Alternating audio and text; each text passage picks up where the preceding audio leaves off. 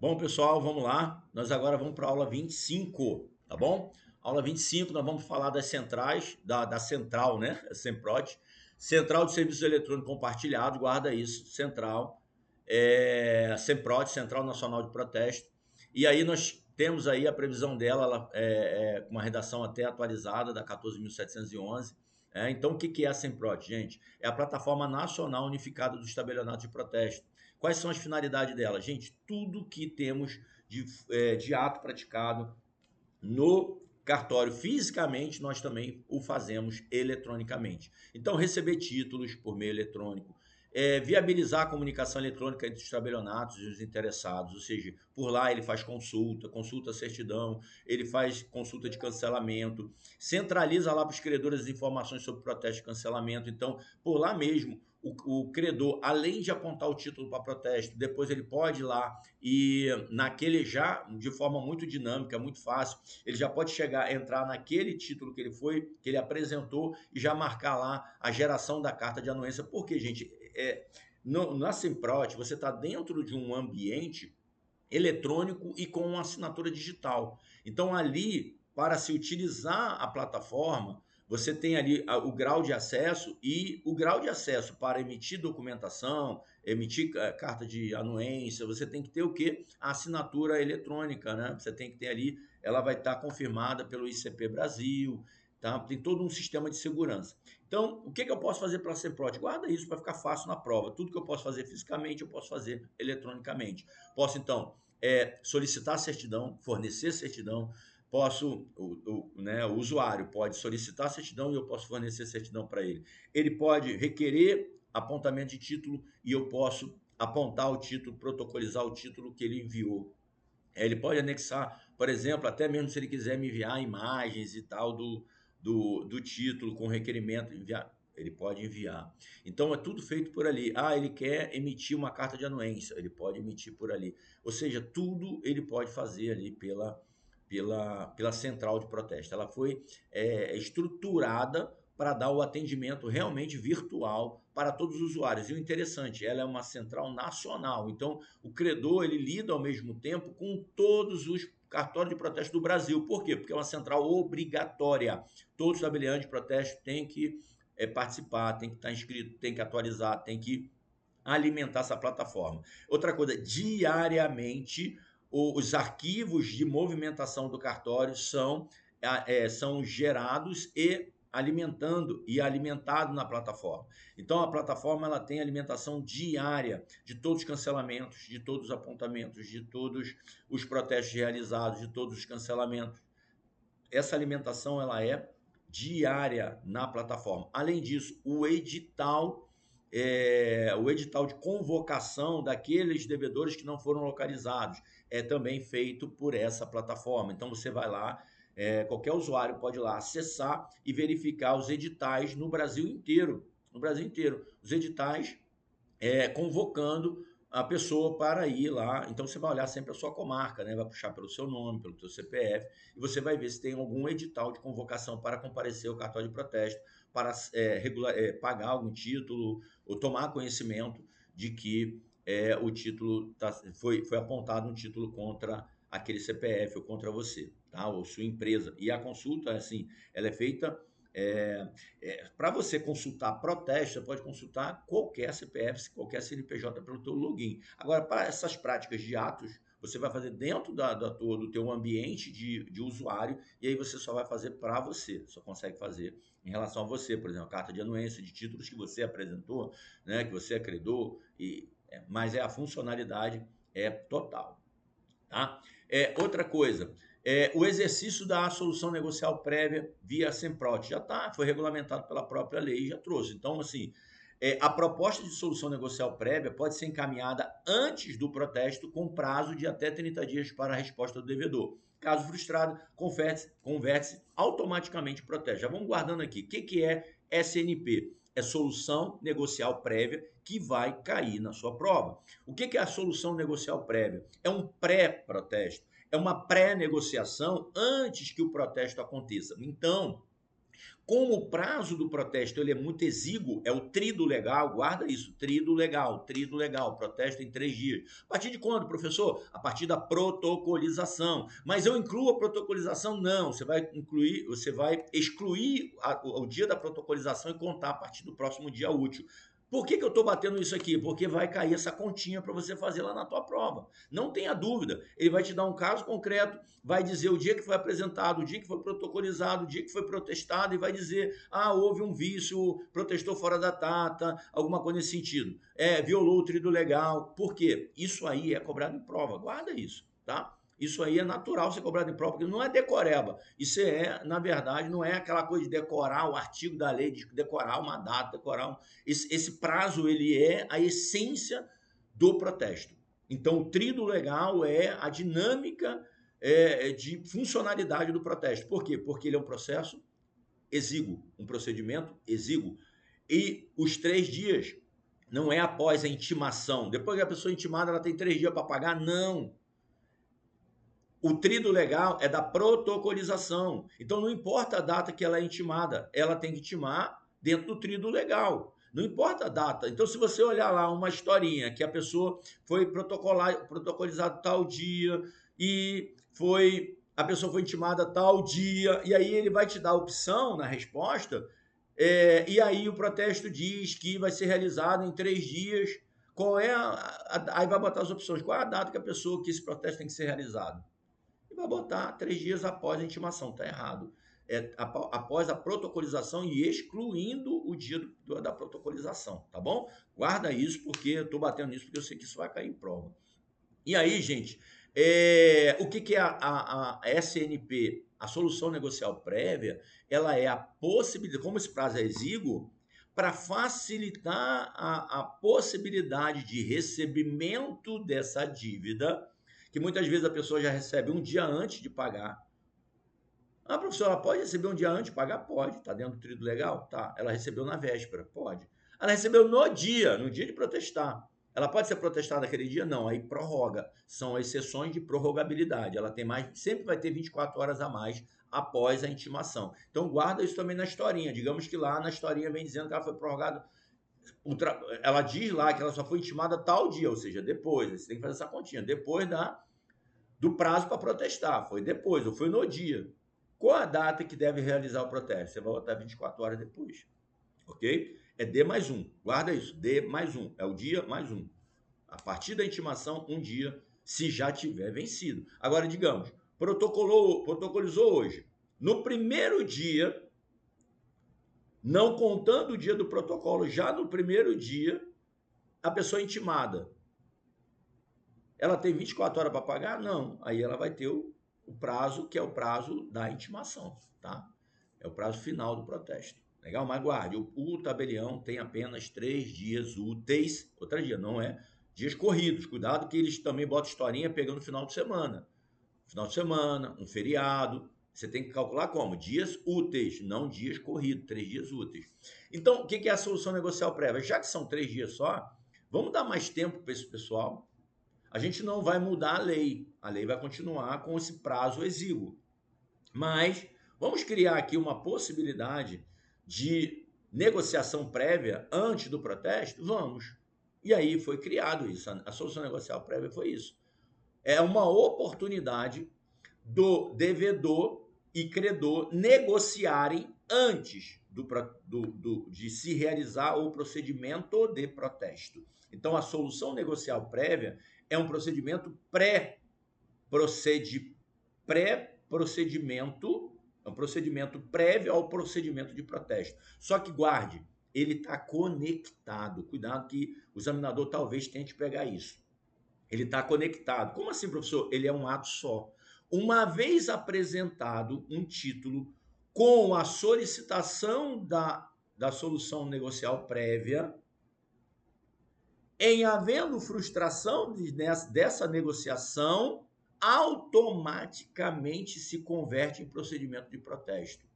Por isso que essa informação tem que estar na própria notificação do devedor, em que, não havendo interesse na negociação, essa negociação será convertida em procedimento de protesto.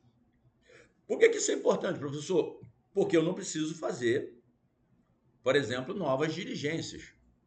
Não preciso ir lá de novo atrás do seu já intimei ele nessa solução negocial prévia, informei que automaticamente já vai ser convolada em procedimento de protesto, com aquele, né, com nutrido legal. Eu não preciso informar isso para ele novamente, não preciso, dentro do procedimento de protesto, trazer novamente a diligência em relação ao devedor. Perceberam? É um ato único, uma vez requerido aqui. Porque, na verdade, o que você está requerendo é o quê? É o próprio protesto. Só que você requer o protesto, mas com uma fase negocial prévia. Você já requereu o protesto.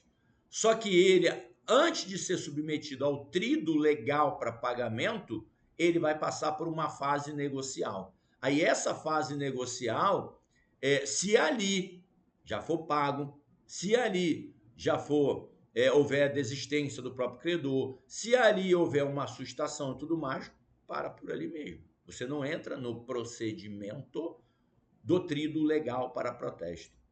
Nas fases efetivas do protesto, você está dentro da negociação.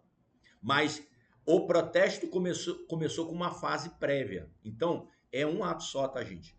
O devedor, o credor não vai ter que voltar aqui, acabou a fase ali. Digamos, o credor falou assim, eu quero, solicita para que se faça a negociação e com um prazo de 15 dias com os termos tais, porque ele vai dar os termos. Ó, a dívida é de 100, eu vou dar um desconto aí de 10%, caso ele pague e tal, ele pode parcelar em 50 vezes. Então, todos esses termos negociais vai ser dado pelo credor no momento que ele aponta o título.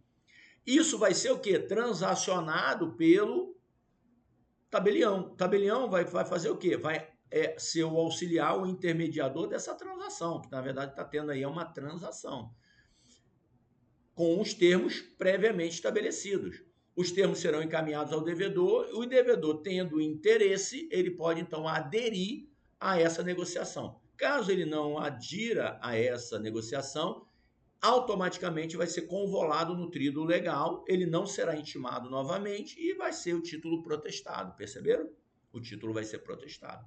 Esse é o caminho, tá, gente? Vamos guardar isso para a gente já sair daqui já com essa informação, mesmo que aqui ainda não é a aula de solução negocial prévia, mas já é para você saber que, em havendo frustração nessa negociação, o procedimento ele é automaticamente transformado em protesto. Legal? Que na verdade é um ato só, mas são fases diferentes, fase de protesto e fase de negociação. O credor então, assim, para todo protesto, então, professor, a gente vai ter essa fase preambular, essa fase. Eu estou pensando em preambular agora, estou fazendo conexão já com o ENAC, né?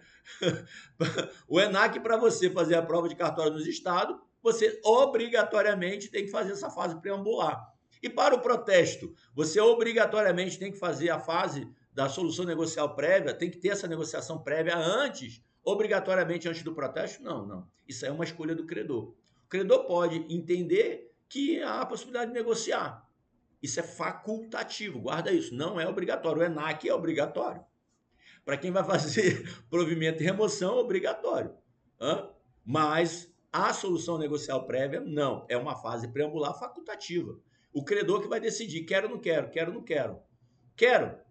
Beleza, vamos lá. Agora, importante aqui, que eu acho legal, que se a FGV tiver essa pegada mesmo, assim, interdisciplinar e tentar conectar com a execução fiscal, por exemplo, hoje há uma obrigatoriedade dos entes públicos, da fazenda pública, das autarquias, antes de propor uma ação de execução fiscal, ela é obrigada a tentar fazer uma negociação administrativa. É obrigada. São duas fases nessa negociação também. Primeiro, ela tem que tentar negociar administrativamente e protestar. São as formas que ela tem de mostrar ao judiciário o interesse de agir em uma ação de execução fiscal. Se ela não tem esses requisitos cumpridos, que é o quê? Uma tentativa de negociação administrativa, e protesto ou inclusão nos órgãos de proteção ao crédito, dessa dívida, ele não demonstra interesse de agir. Então, perceba, o protesto, em tese, se tornou meio que obrigatório, mas esse obrigatório é após uma negociação administrativa primeiro. Então, os órgãos públicos, melhor, entidades públicas, né? Claro, muitas vezes é representado pelos próprios órgãos, a gente não pode misturar entidade com o órgão não tem personalidade jurídica, a entidade tem personalidade jurídica, então poderia trazer aqui fundações públicas, associações públicas, a gente pode trazer aqui autarquias, a gente pode trazer os entes federados, né, de todas as esferas. Esses têm personalidade jurídica, só que a atividade muitas vezes é feita por órgão, por exemplo, se você olhar para a PGM, para a PGE, para a Fazenda Pública, são órgãos dentro do ente federado que são responsáveis por resolver essa... por exemplo, as procuradorias são advocacias dos entes federados e elas que resolvem, muitas vezes entram com a ação de... Elas que na verdade têm a capacidade postulatória para estar representando em juízo os entes federados, tá? E aí, o que acontece? Elas agora serão obrigadas, antes de propor uma ação de execução, fazer o quê? Provar que teve uma tentativa de resolução administrativa, solução administrativa. E aí, gente, olha só a pegada que pode ter. Os próprios entes federados ou a própria administração pública, ela pode utilizar a solução negocial prévia para cumprir esse requisito. Ela não precisa instalar lá um órgão específico dentro da administração, montar câmaras de negociação, porque seria isso, né? Montar câmaras de negociação da dívida pública para tentar receber ou pelo menos negociar com as partes. Não tendo êxito, eu mando para cobrança extrajudicial. Olha só as fases. Primeiro, a administração tenta sentar e dialogar. Chamar os contribuintes, vamos lá, vamos sentar na mesa, vou parcelar para você, vou fazer, papapá. Tentou, não conseguiu, frustrou. Aí ele tem a prova disso, agora manda para cobrança extrajudicial. O que seria essa cobrança extrajudicial? Seria o protesto, mas também a própria resolução 547 abre a possibilidade de você também fazer inscrição em birôs de crédito. Por exemplo, a Serasa, a SPC, né? Que eu não aconselho para a administração, né? Por quê? Porque é feito sem procedimento legal, não tem um procedimento legal. Então, ele pode matar dois coelhos com uma cajadada só. Eu não gosto muito dessa expressão, porque, infelizmente, o coelho morre nessa história, né? E ainda dois coelhos, né? Então, perceba, ele resolve dois problemas com um só ato, melhor, né? Para não matar os coelhos. Qual é a questão? Se você envia hoje uma CDA para o protesto, você tem um procedimento legal garantido, com segurança jurídica para credor e devedor, porque tem toda essa tramitação que você conhece do protesto, e além disso, o protesto ele fornece certidão para os birôs. Então aí você vai ter informação no protesto e no birô. Se você vai direto ao birô, você não tem informação do protesto. Você não tem na central de protesto a informação.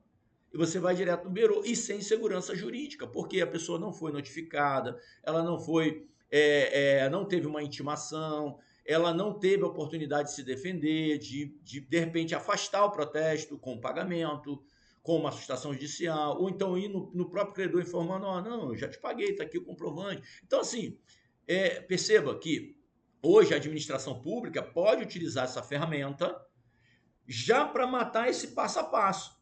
Ela tem que negociar, montar câmaras de negociação. Ela também tem que enviar para o protesto. Dois trabalhos. Né? Ela poderia o quê? Envio direto para o protesto, requerendo que haja uma solução negocial prévia nesses termos.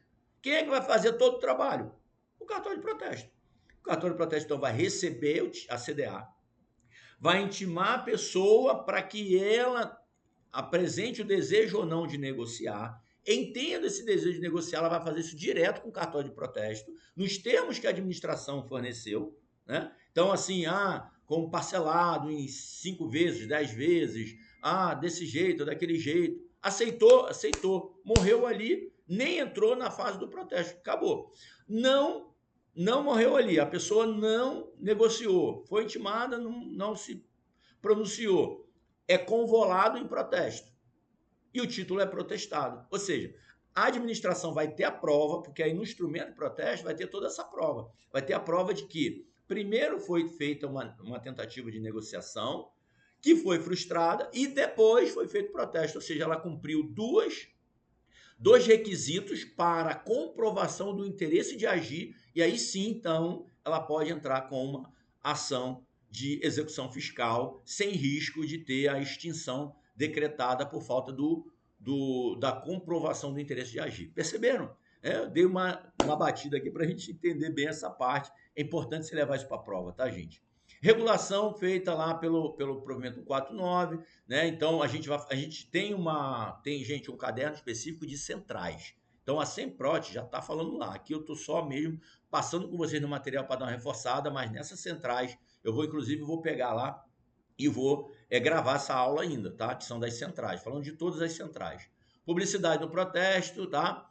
Então aqui a gente já falou, limitações legais, a gente tem as limitações lá pela LGPD, mas são poucas coisas, tá? Certidões devem conter apenas protestos vigentes. Guarda isso, gente. Toda certidão do protesto não pode ter informação de atos cancelados, protesto cancelado. Isso é importante aqui, isso cai em prova. Muitas vezes vem lá contando a historinha e tal, o protesto foi cancelado e tal, e a pessoa foi puxar a certidão e apareceu aquele protesto cancelado. Não pode, tá? Isso por quê? Porque isso fica nos arquivos do cartório, realmente, mas ele não pode ser exteriorizado. Tá? Não pode ter restrição nenhuma contra uma pessoa que teve um protesto cancelado. Então, isso não pode aparecer nas certidões. As certidões certidões positivas serão sempre de protestos ativos, não cancelados, ok? Beleza? Protestos cancelados não constam. A menos que haja uma determinação judicial. O juiz fala assim, ó, eu quero todas as informações. Porque, gente, de repente está sendo objeto de discussão judicial. Um protesto que foi indevido, mas que o credor cancelou, e aí o devedor mesmo assim entra com uma ação e para comprovar, ó, por mais que ele tenha cancelado agora, ficou lá protestado por um período e eu quero, né, ser indenizado, alguma coisa nesse sentido, percebeu? Então, e outra coisa, guarde isso. Ordem judicial pode tudo dentro do cartório. Guarda isso, gente. Ordem judicial pode tudo, aquela coisa mais louca que você viu lá. A ordem judicial determinou que é daquele jeito. É um mandado judicial, você tem que cumprir. Se é uma determinação judicial, o objeto é aquele. Você fez uma qualificação negativa, nota devolutiva, mas o juiz fez uma determinação judicial reconhecendo o que está na tua nota devolutiva e determinando que você cumpra o registro. Você vai cumprir. Determinado. Porque, gente, nós somos regulados pelo judiciário. Primeira coisa. A regulação e a normatização da atividade notarial registrada toda é feita pelo judiciário. A fiscalização é feita pelo judiciário. As sanções são aplicadas pelo judiciário, tá? E quando o judiciário determina, mesmo reconhecendo que você fez uma nota evolutiva, e ele, mesmo assim, determina, você já não está fazendo, você já não está praticando o ato por sua,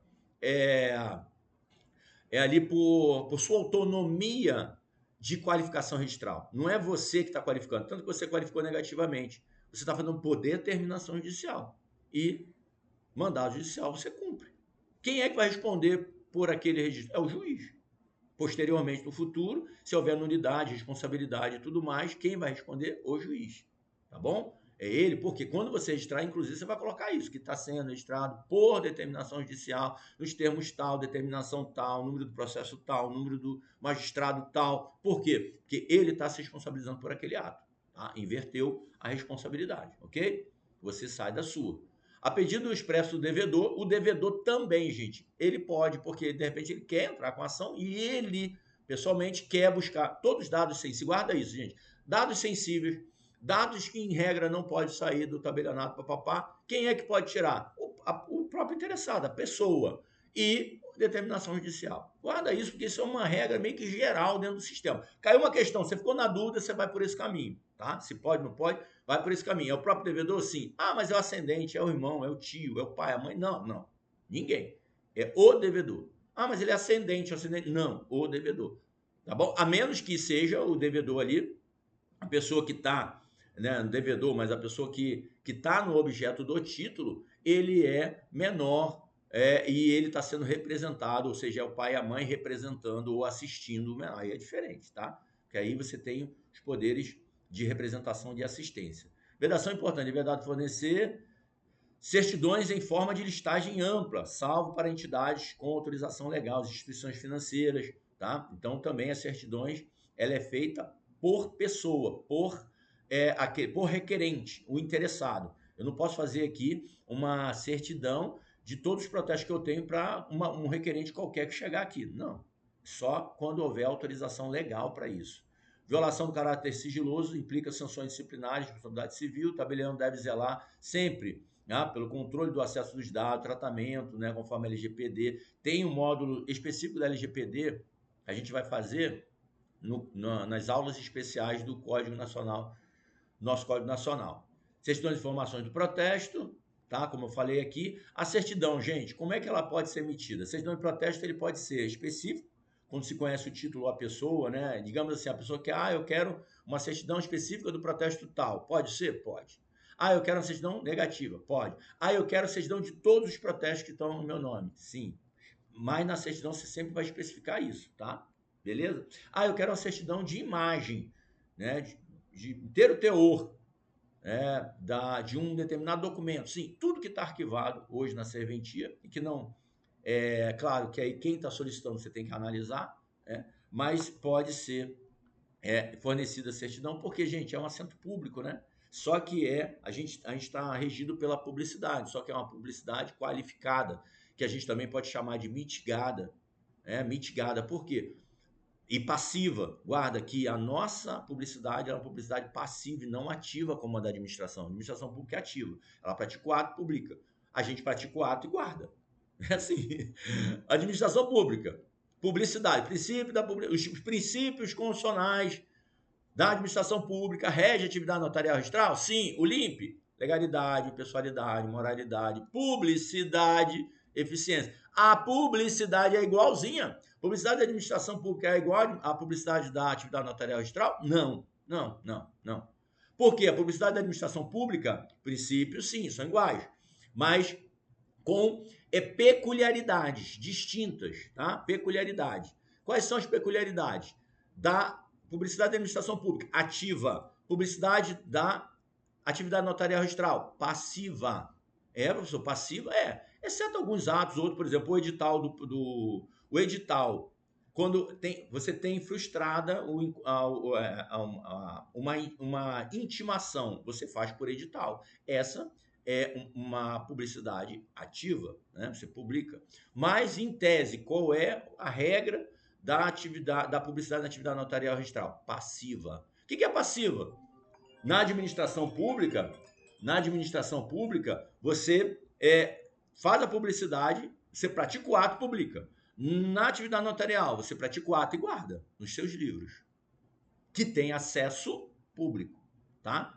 Ou seja, tudo que está no acervo notarial registral não pode ser alegado desconhecimento. Por quê? Porque a qualquer momento eu posso vir e buscar uma certidão, buscar essa informação através de uma certidão. Então, perceba, a publicidade da atividade notarial registral, ela é passiva. Por que passiva? Eu só tenho acesso a ela através de certidão do tabelião, porque ela está guardada, ela está acautelada pelo tabelião registrador, pelo delegatário, que mantém ali a conservação e o acervo, esse acervo público. Então, através de certidão, eu tenho acesso. Então, essa publicidade é a publicidade passiva, que também pode ser chamada de qualificada, pode ser chamada de mitigada. Guarda aí esses nomes que podem ser explorados pelo examinador, tá bom? Mas a passiva eu já vi, né, batendo aí nessa publicidade passiva, tá bom? Então, continuando ali, requisitos obrigatórios para emissão. Gente, quando é negativa, certidão negativa, até negativa da própria pessoa, ou negativa de uma maneira geral, ela é negativa, ela pode ser solicitada até verbalmente, tá? Você não precisa ter uma rastreabilidade ali, uma segurança jurídica, porque se a informação ela não tem o condão de causar qualquer tipo de prejuízo a alguém, porque ela é negativa. Não tem protesto contra ti isso aí? Não, negativo. Pode ser, inclusive, um requerimento de solicitação verbal. Agora, se por acaso certidão ela é positiva, tem restrições em relação a determinada pessoa, só ela que pode pegar, professor? Não, não, não. A certidão é aberta a todos, tá, gente? A certidão genérica, a certidão geral, e inclusive lá no SCPN também. Certidão geral, por exemplo, eu quero a certidão de nascimento de Tício. Mas vão me perguntar, mas qual é o interesse que o senhor tem? Sou interessado? Não, não vai perguntar. Por quê? A certidão geral, genérica, qualquer um pode requerer, tá bom? Eu posso botar motivo? Posso, mas eu sou obrigado? Não. Agora, se é uma certidão de inteiro teor, eu quero saber tudo o que aconteceu naquela certidão, naquele registro, aí não. Aí só determinação judicial, o próprio interessado. Agora, a certidão comum, a genérica, que são com os dados previstos em lei como dados de domínio público, dados da nome da pessoa, tal, filiação, sem problema, tá? Aqui na certidão de protesto, qualquer um pode pegar a certidão de protesto de qualquer pessoa. Ela vai chegar aqui, só que aí ela vai ter o quê? Ela vai ser qualificada, vai ter que ter o requerimento, qualificação da pessoa, tudo por quê, gente? Para rastreabilidade e segurança jurídica. Rastreabilidade, professor, se amanhã ela pegar essa certidão, usar de maneira indevida, de maneira incorreta, a gente consegue rastrear quem foi que fez. Quem foi que pode, ou seja, como aquela informação chegou em alguns canais e quem foi que utilizou, porque ela foi ali rastreada através do requerimento. Qual o prazo de emissão de uma certidão, gente? 5 dias, tá? Certidão, 5 dias. Escrituração dos atos, tá? Tá aqui, numeração, indexação, tá?